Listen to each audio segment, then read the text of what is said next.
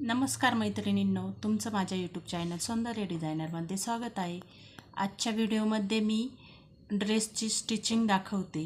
मी मागच्या व्हिडिओमध्ये ज्या ड्रेसची कटिंग टाकलेली तोच ड्रेस मी आज स्टिचिंगसाठी घेतला आहे, तो व्हिडिओ बनवला।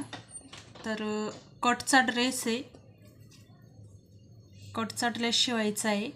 तर अशा पद्धतीने ही कटिंग मी मागच्या व्हिडिओमध्ये केलेली आहे, मग ती आज स्टिच करायची आहे।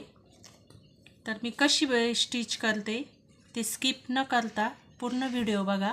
व्हिडिओ आवडल्यास व्हिडिओला लाईक करा, व्हिडिओ शेअर करा आणि माझ्या चॅनलला सबस्क्राईब करा।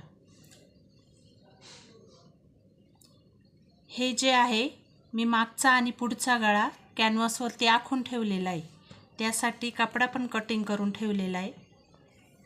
व्हिडिओ खूप मोठा होतो म्हणून मी हे काही तयारी करून ठेवलेली आहे।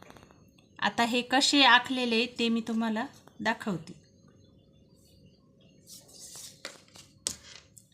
हा जो कॅनव्हासचा गळा मी आखलेला आहे, आपला गळा 4 इंच आहे। 4 इंचाचा गळा आहे, मी इथं वरती 1 इंच घेतला आहे। अर्धा इंच आपलं शिलाईमध्ये जाईल आणि हे जे अर्धा इंच आहे ते इथे टिप मारून वगैरे पलटी वगैरे करायला जातं, त्यामध्ये त्यासाठी मी एवढं एक्स्ट्रा घेतलं आहे। आणि त्या खाली पण 1 इंच, म्हणजे जर आपला 4चा गळा आपल्याला स्टिच करायचा आहे तर 2 इंच मी एक्स्ट्रा घेतलेलं आहे। आणि इकडे मी 1.25 वरती हा गळा खोललेला आहे। 1.25 वरती खोलला तर इकडे पण एक्स्ट्रा ठेवायला लागतं।